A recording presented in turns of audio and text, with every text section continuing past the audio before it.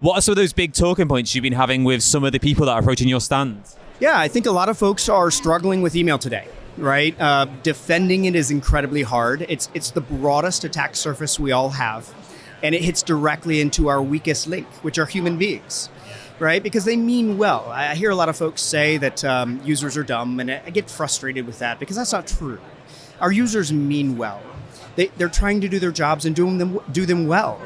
But that makes them susceptible to falling for tricks of social engineering, for example. So many of the folks I'm talking to are really struggling with that. And that's where the conversations originate and how we can help them there. How can organizations, help prevent these sort of attacks and, keep the hackers out? Yeah, I think it's primarily twofold, right? Number one, we've got to train our users well. Because no matter what technical solutions we bring to the mix, nothing's infallible. Right, so something's going to fail. And when it does, we're going to need to rely on our users being aware and smart, being knowledgeable and trained in what to do. So that's number one. But number two is we still owe them good technical solutions, right? Solutions that can identify emerging threats, even threats that have never been seen before.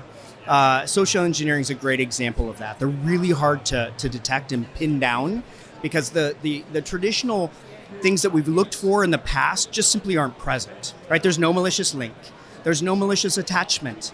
It's just a block of text that says, hey, Bill, it's Bob. Give me a call when you get a minute. Except it's not Bob, right? So that's what makes that really hard.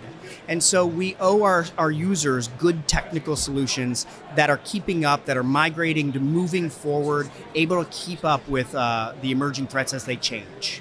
If you could use one word to describe the current state of cybersecurity in 2024, what would it be and why? Oh, goodness. One word to describe the cybersecurity state of things.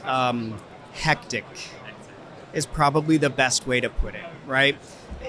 What we're seeing today is this convergence of high sophistication and high volume.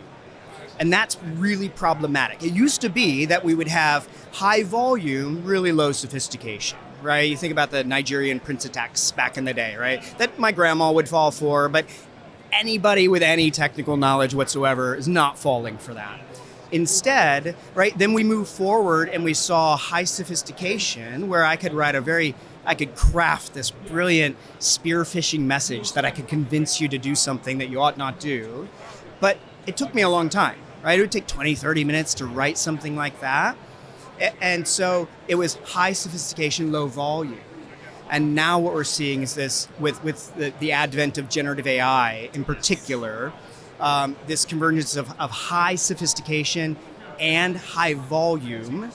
And that's what is problematic. So it's swamping all of our security teams all over the world. And so I think that's where using AI for good to battle the use of AI for bad is going to be so important going forward.